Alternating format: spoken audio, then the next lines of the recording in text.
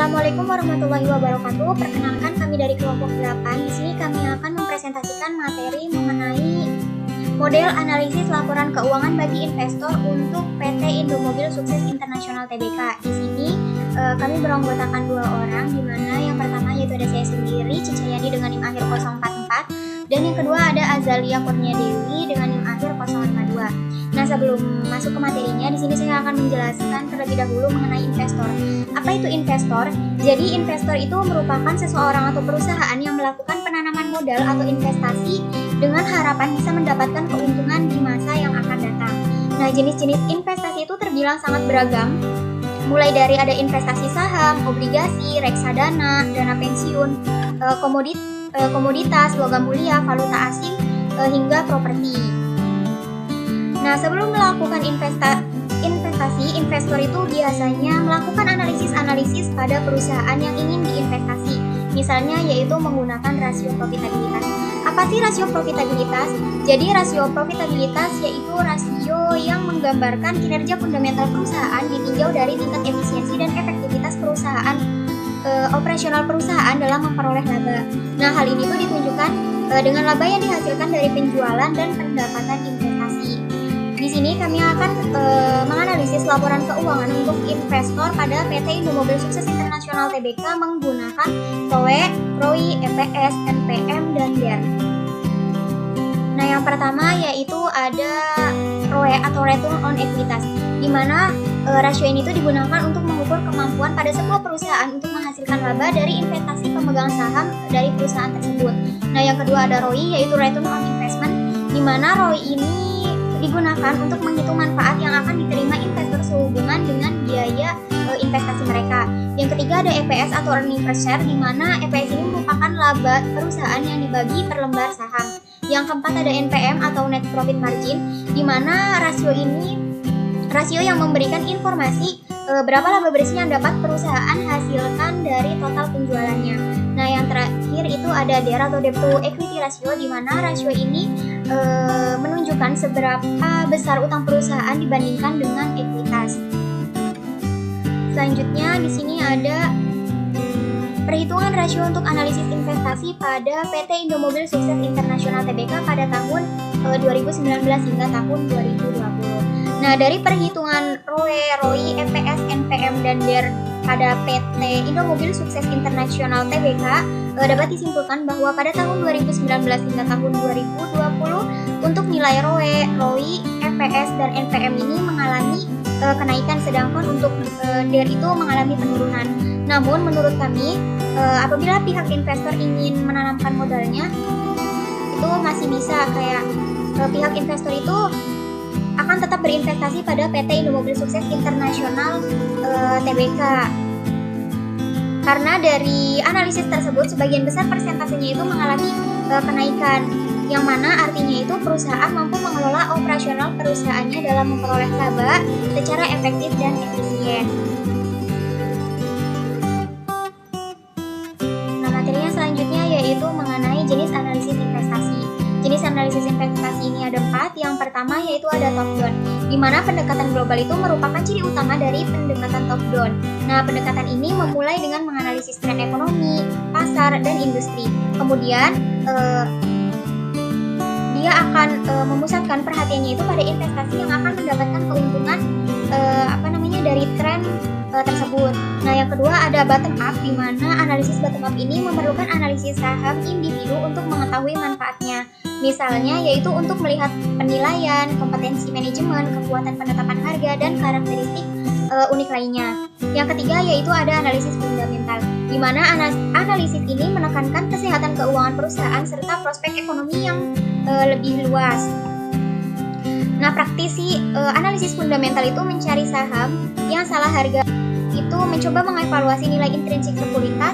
Berbeda dengan analisis teknis, di mana analisis ini akan berfokus pada pola pergerakan harga, sinyal perdagangan, dan berbagai alat bagan analitik lainnya untuk mengevaluasi kekuatan atau kelemahan dari sekuritas. Nah, yang selanjutnya yaitu ada kriteria perusahaan aman untuk berinvestasi. Yang pertama yaitu ada izin usaha dari otoritas terkait seperti OJK, Bank Indonesia, atau Bursa Efek Indonesia.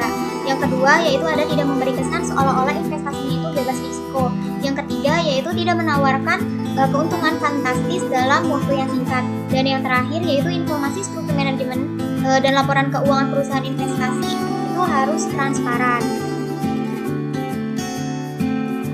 Nah, yang selanjutnya yaitu ada risiko investasi. Di sini risiko investasi itu ada 7. Yang pertama yaitu ada risiko bunga, yang kedua ada risiko pasar, yang ketiga ada risiko inflasi, yang keempat ada risiko likuiditas, yang kelima ada risiko valuta asing atau nilai tukar mata uang, yang keenam ada risiko negara, dan yang terakhir ada risiko reinvestasi. Sekian dari saya, materi selanjutnya akan dijelaskan oleh teman saya. Dan untuk yang selanjutnya, saya Azalia Kurnia Dewi. Di sini saya akan membahas mengenai studi kasus yang membahas tentang investasi bodong via aplikasi Memiles yang baru saja terjadi di Indonesia. Nah, pokok bahasan yang akan kita bahas yaitu pada kasusnya, yaitu Memiles merupakan sebuah kasus penipuan yang berkedok investasi yang melibatkan ribuan korban dan saksi, diantaranya adalah selebriti dan pejabat tinggi. Dilaporkan bahwa pendiri Memiles tersebut sudah membawa kabur uang investor sebesar 750 miliar. Setelah ditelusuri rekam jejak perusahaan yang bernama PT Kam Encam tersebut, diketahui baru berdiri 8 bulan lalu. Perusahaan tersebut tidak mengantongi izin apapun terkait legalitas berdirinya perusahaan yang menjalankan praktik investasinya berbasis aplikasi Android berupa Memiles. Modusnya, perusahaan tersebut mengklaim bahwa usahanya itu bergerak di bidang periklanan ini, mengumpulkan dana dari pelanggan yang telah melakukan pop-up sebelumnya. Lalu para pelanggan tersebut dapat memasang iklan selama waktu yang telah ditentukan sesuai dengan tarif perharinya. Kegiatan usaha ini juga tidak dilengkapi dengan perizinan. Diduga mekanisme investasi Memiles tersebut menerapkan skema Ponzi karena modus yang diraih para anggotanya itu dikumpulkan dari anggota lain yang baru saja bergabung. Kemudian pembahasan kasus.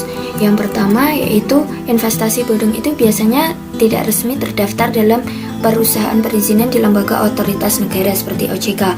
Walaupun ada izinnya, biasanya aktivitas bisnis yang dijalankan itu tidak sesuai.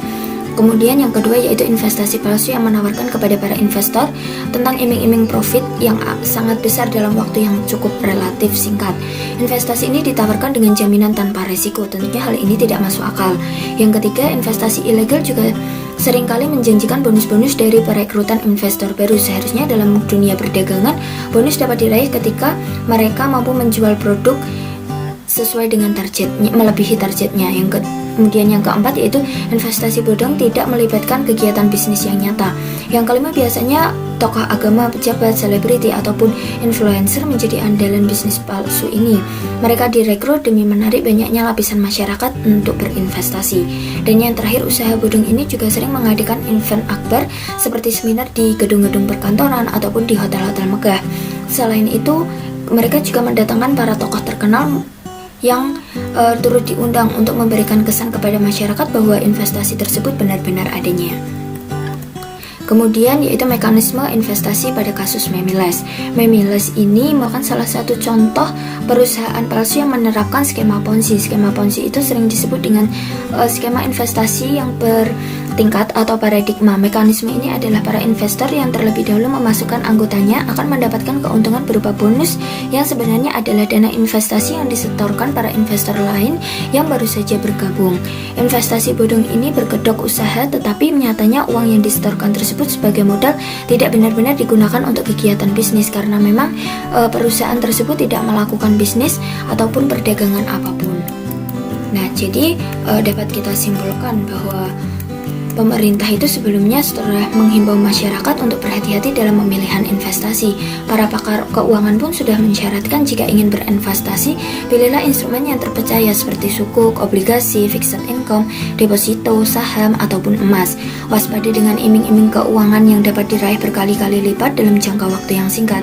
Kita dapat menarik pelajaran dari aplikasi Memiles tersebut bahwa dalam berinvestasi kita harus berhati-hati dan menyelidiki perusahaan yang menurut kita memang benar-benar terdaftar dalam sekuritas yang dilindungi oleh negara agar nantinya itu investasi kita akan aman dan tidak terjadi investasi bodong seperti yang sudah terjadi baru-baru ini. Kemudian cukup sekian yang dapat kami sampaikan, kurang lebihnya mohon maaf. Wassalamualaikum warahmatullahi wabarakatuh.